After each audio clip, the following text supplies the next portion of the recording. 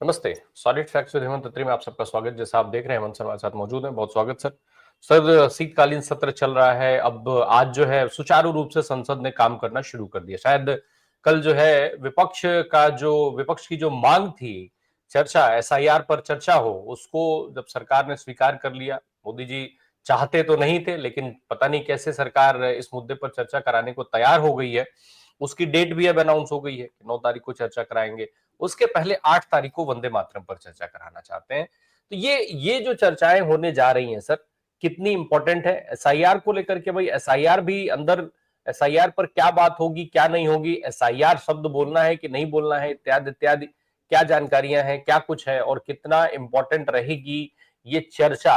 देश को इस चर्चा से कुछ हासिल होगा? राम प्रकाश जी नमस्कार, आपको सारे दर्शक साथियों को भी। देखिए, जिसको आप एसआईआर पर चर्चा कर रहे हैं, सरकार ने ना हमेशा की तरह उसका नामकरण बदल दिया है। आप किरण रिजिजू के अगर कोट एंड कोट पे जाएंगे तो जो स्पीकर के कमरे में मीटिंग हुई उसके बाद जो चर्चा बाहर आई, उन्होंने जो ऑफिशियल बाइट दिया, उन्होंने क्या कहा कि चुनाव सुधारों पर चर्चा होगी। जिस एसआईआर का आप जिक्र कर रहे हो उसको टच भी नहीं किया उन्होंने कहीं पर, उसको कहीं रेफर भी नहीं किया। और इस पे आप उनकी मंशा समझ सकते हैं। विपक्ष कह रहा है एसआईआर पे बात करो। एसआईआर की बात करोगे तो उसमें वोट के अधिकार से लेकर, नागरिकता से लेकर के, चुनाव आयोग की गड़बड़ियों से लेकर के, सुखबीर सिंह संधू के नोट से लेकर के तमाम सारे सवाल जवाब होंगे। लेकिन चुनाव जो सरकार ने जो बाहर आकर के मीटिंग के अंदर ये हुआ कि भाई सुचारू रूप से आगे चलना चाहिए और इसको लेकर हम बातचीत करने को तैयार है, बहस कराने को तैयार है। लेकिन जैसे ही जब बाहर आए बाहर, तो उसमें एसआईआर को छोड़ करके, जैसे तमाम बार होता है ना कि फला कानून के तहत नहीं उसके तहत बहस करेंगे, इसके तहत नहीं उसके तहत बात करेंगे, तो अब इस मुद्दे का टॉपिक ही बदल दिया। चुनाव सुधारों पर चर्चा करेंगे। जिस सरकार ने चुनाव को नोटंकी बनाकर छोड़ दिया, नाटक बनाकर छोड़ दिया, औपचारिकता बना करके छोड़ दिया, वो सरकार चुनाव में क्या बहस करेगी, क्या चर्चा करेगी? इस देश के अंदर चुनाव सुधार तो पिछले 3 दशकों से पेंडिंग है। अलग अलग समय पर तमाम चुनाव आयुक्तों के समय पर प्रपोजल्स मूव हुई, ये हुआ वो हुआ, किसी पे आज तक कोई चर्चा नहीं हुई। और चुनाव सुधारों पे तो देश में कहीं कोई बात, फिलहाल तो कोई एजेंडा भी नहीं है किस तरीके का। असली मुद्दा जो है वो तो वोट चोरी का है। असली मुद्दा तो चुनाव में धक्के से चुनाव जीतने का है, डेटा मैनिपुलेशन का है, वोट एडिशन और डिलीशन का है, और फाइनली जाकर के ये एसआईआर का है। किरण रिजिजू ने जाके घोषणा क्या की कि चुनाव सुधारों के ऊपर 9 तारीख को बात करेंगे, लंबी चर्चा करेंगे।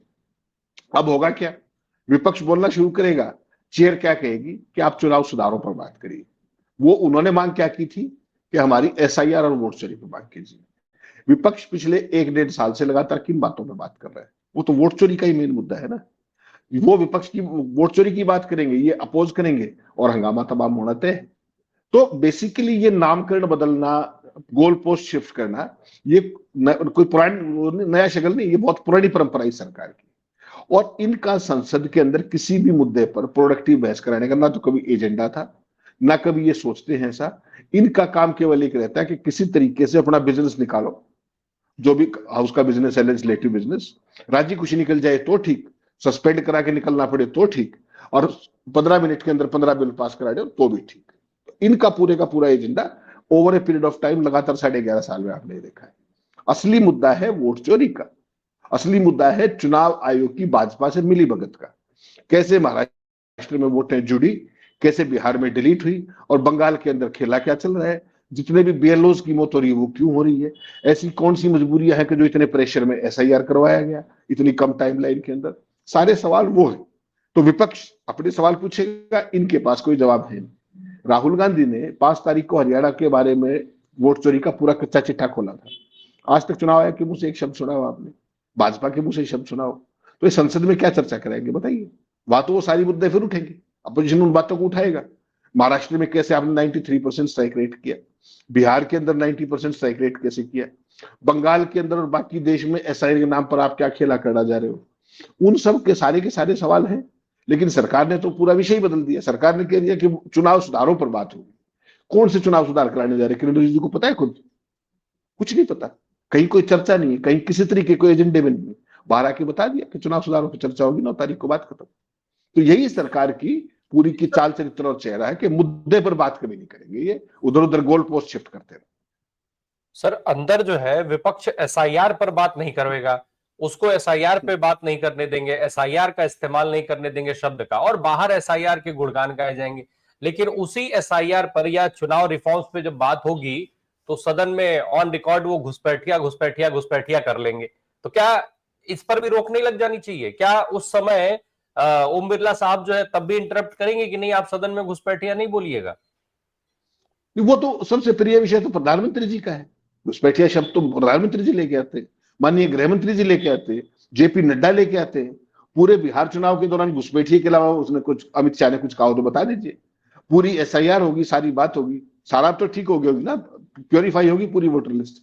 अब बता दे कितने घुसपैठिए बाहर निकाले थे, कितने विदेशी बाहर निकले हैं। ना वो बताते, ना गणेश गुप्ता बताते, ना भाजपा बताती, ना प्रधानमंत्री बताते। हो सकता है संसद में किसी एमपी ने क्वेश्चन लगाया हो सकता है उसका कोई जवाब आए, तो आने वाले दिनों में पता लगेगा।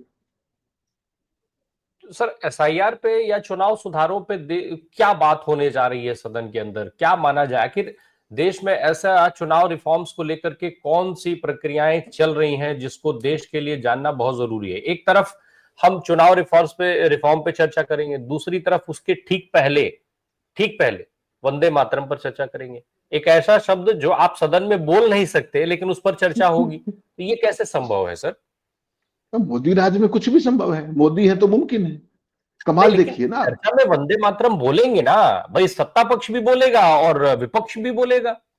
8 दिसंबर को वंदे मातरम के 150 साल पूरे हो रहे हैं। राष्ट्रवाद भारतीय जनता पार्टी का प्रमुख शगल रहा है। उसके दावे कर, हालांकि वो अलग बात है कि जब आजादी के आंदोलन के दौरान तब जो वंदे मातरम की रेलेवेंस थी, वो बोलते थे या नहीं बोलते थे, उसको यूज करते थे या नहीं करते, तो वो एक अलग सवाल है। जवाब है ना, उन्होंने कभी यूज नहीं किया उन चीजों को। उनका तो नमस्ते सदावत्सले मातृभूमि वाला जो ड्रामा था वो सारा आज तक भी चलता रहा है। सवाल राम प्रकाश जी ये नहीं, सवाल कुछ और है। अभी आपने जब हाउस शुरू हुआ उससे पहले राज्यसभा का एक बुलेटिन देखा था, उसमें क्या लिखा हुआ था कि जय हिंद और वंदे मातरम के नारे नहीं लगाएंगे आप संसद के अंदर। ये कहा था कि नहीं कहा था? तो वो बिना चेयर की परमिशन के आ गया कि राधा कृष्णन साहब के, बिना चेयर की परमिशन के तो कुछ भी नहीं आ सकता। एक तरफ तो हाउस के अंदर जय हिंद और वंदे मातरम कहने पर रोक है उस बुलेटिन के मुताबिक, और दूसरी तरफ वंदे मातरम के 150 साल पूरे होने पर आप चर्चा कर रहे हैं। इसको आप क्या कहेंगे? इसको दोगलापन नहीं कहेंगे तो क्या कहेंगे? आपकी चेयर वो कर रही है, आपकी चेयर चर्चा करा रही है। अब तय कर लीजिए कौन सी ठीक है। अगर वंदे मातरम पे चर्चा करोगे तो मुझे लगता है वंदे मातरम तो कहना ही पड़ेगा, हर वाक्य में वंदे मातरम आएगा। उससे तो बहुत ज्यादा आपत्ति नहीं हो जाएगी राधा कृष्णन साहब को। तो ये सारी की सारी चीजें जो आप, जो मैं बार बार आपको एक बात कहता हूं ना, जो ये कहते हैं करते उसके ठीक विपरीत है। मतलब ये मान करके चलिएगा जो ये प्रीच करेंगे ना उससे जस्ट उल्टा करेंगे खुद में।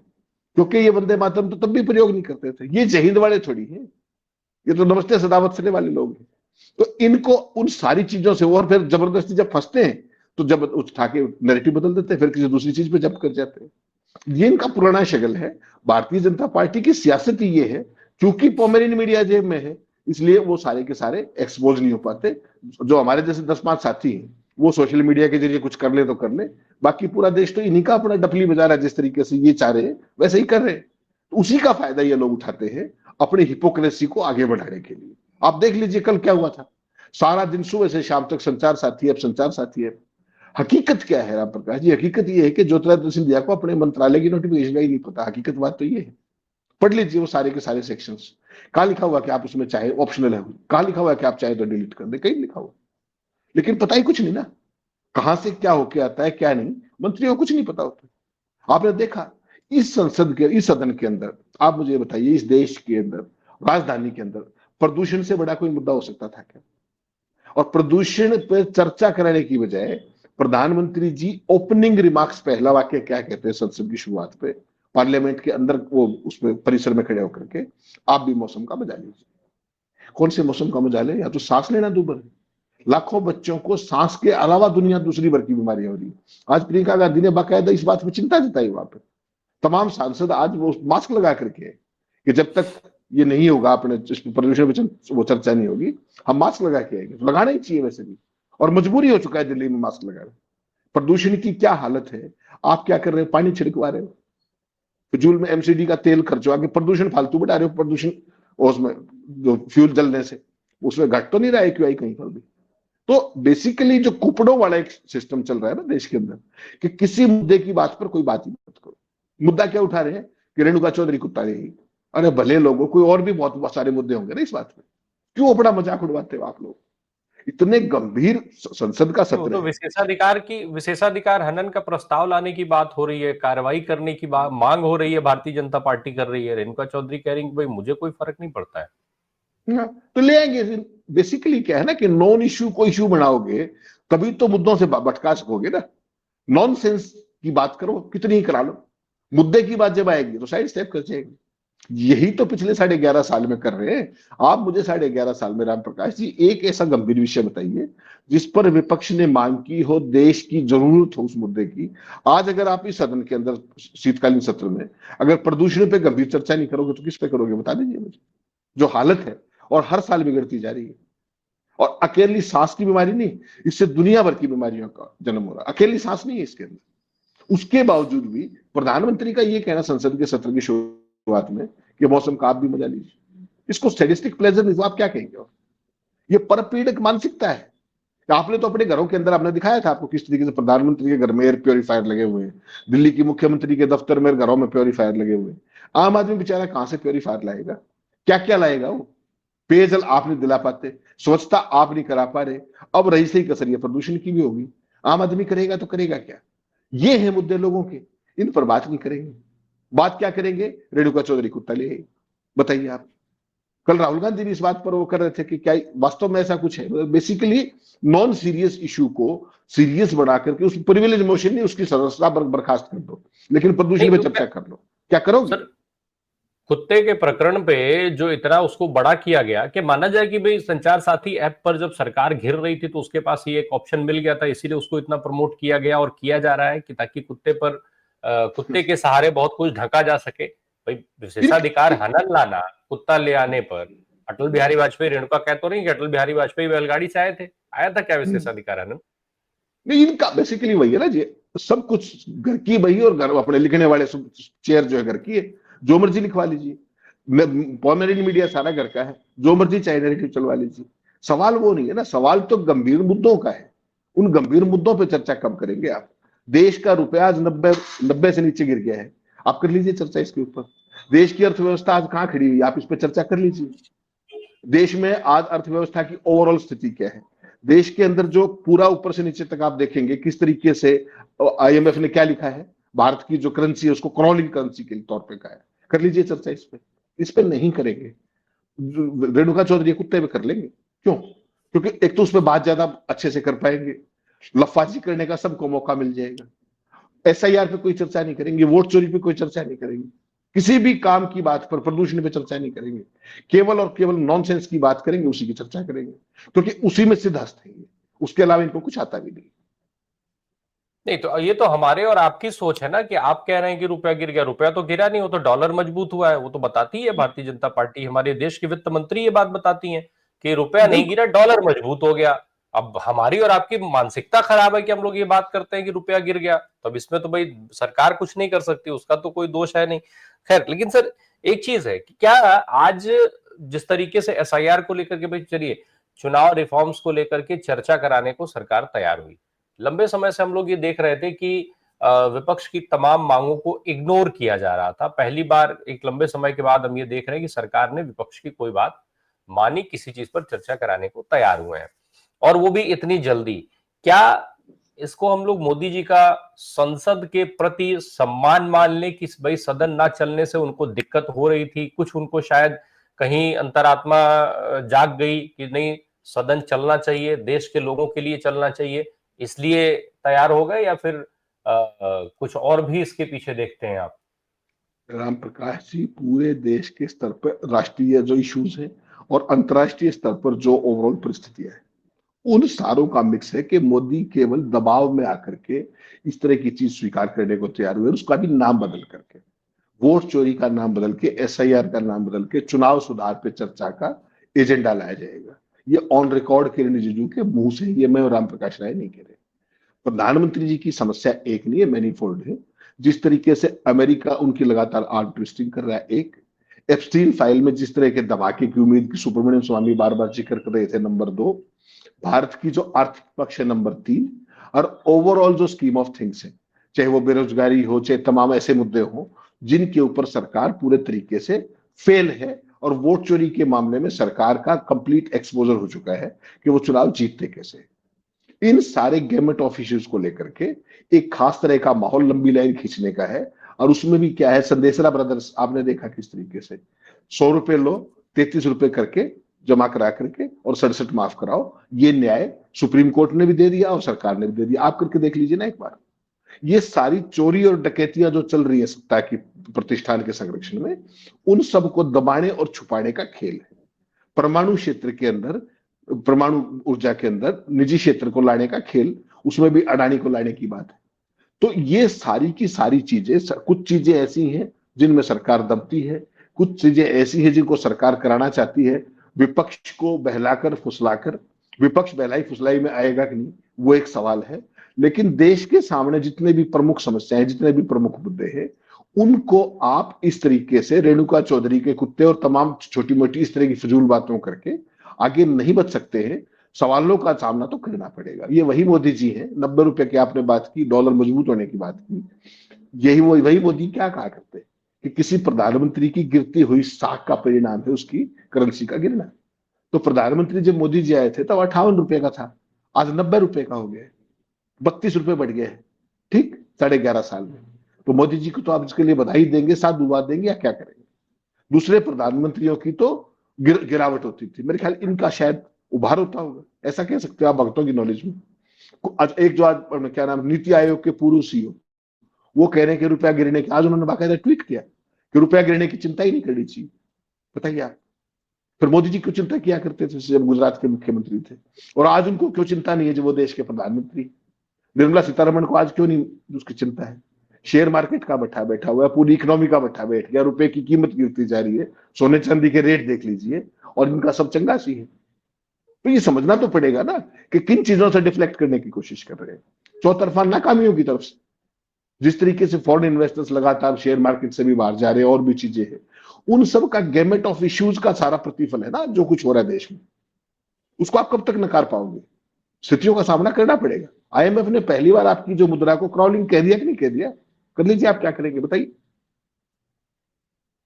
तो ये जो हम चुनाव सुधारों पर जो चर्चा देखेंगे सर, एक चीज तो समझ में आ गई भाई, चर्चा क्यों करवाया गया, फॉर्मेट क्यों बदला जा रहा है, क्यों नाम बदला जा रहा है, यहां तक तो चीजें ठीक है, समझ में आ गया।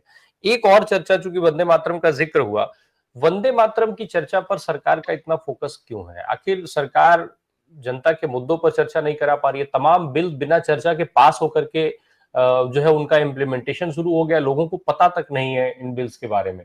लेकिन वंदे मातरम पर चर्चा सदन के अंदर कराई जाएगी, 16 घंटे चर्चा चलेगी।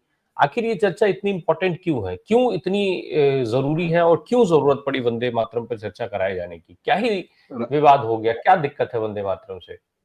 राम प्रकाश जी, कोई दिक्कत नहीं। अतीत की कुंठाओं को ढकने के लिए, खुद को इकलौता राष्ट्रवादी बताने के लिए आजादी के आंदोलन में क्या भूमिका थी, तब वंदे मातरम से परहेज क्यों था, तब जय हिंद से परहेज क्यों था, अब हमसे बड़ा कोई राष्ट्रवादी नहीं है। इस नैरेटिव को स्टेब्लिश करने का सारा खेल है। वंदे मातरम पे किसको आपत्ति, किसी को आपत्ति है तो राज्यसभा सेक्रेटरिएट के बुलेटिन को पढ़ लीजिए ना, उसमें क्या लिखा हुआ कि जय हिंद और वंदे मातरम वहां पे नहीं किया जाना चाहिए संसद में। इसके बाद मैं और आप क्या चर्चा करेंगे। ये मैंने और आपने तो नहीं लिख दिया, ये तो चेयर की परमिशन से आया होगा ना।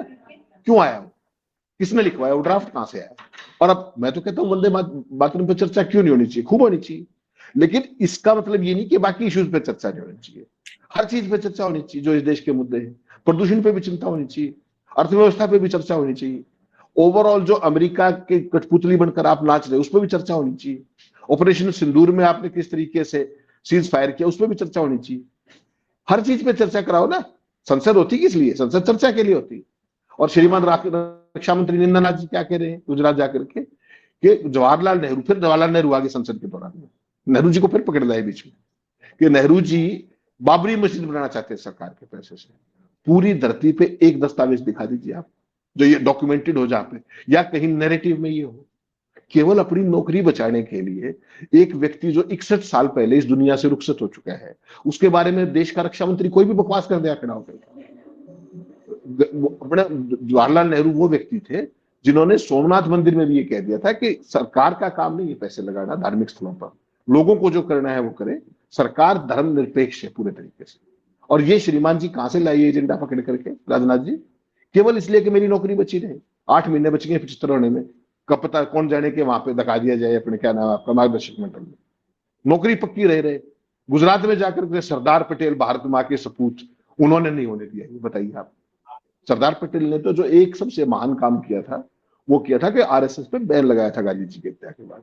उस पर राजनाथ कुछ बोल देंगे क्या? उस पर करा लो चर्चा, एक बार कराओ। वो नहीं कराएंगे। तो जितने भी नॉन इश्यूज हो सकते हैं, उन गैमेट ऑफ इश्यूज को उठा करके असली मुद्दों से ध्यान डिफ्लेक्ट करना ही मोदी सरकार का परम धर्म है। वही वो लगातार करते हैं। क्यों नहीं करानी चाहिए वंदे मातरम? चर्चा जरूर करवाइए, लेकिन सारे मुद्दों पर चर्चा कराइए ना। क्या दिक्कत है उसमें?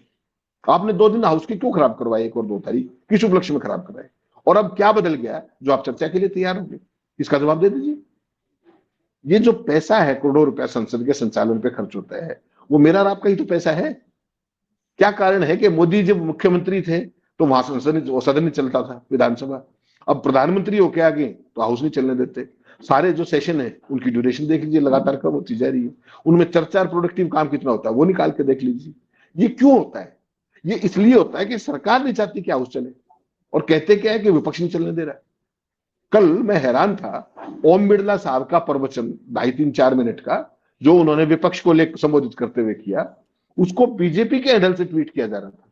बताइए आप, जो चेयर पे बैठे हुए हैं, इस पार्टी न्यूट्रल, ये स्थिति इनकी है। बिल्कुल देखने होगा कि जब, हालांकि जब चर्चा होती है उसमें भी भारतीय जनता पार्टी ने ये नया शुरू किया है ट्रेंड की वो कई बार सच की बजाय सीधे तौर पर झूठ बोलते हैं या शब्दों में हेरफेर करके झूठ बोलते हैं।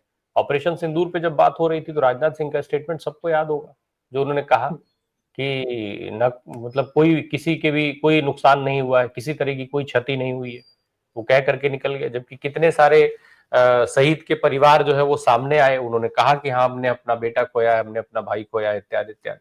तो अब तो सरकार सदन में भी झूठ बोलने लगी है।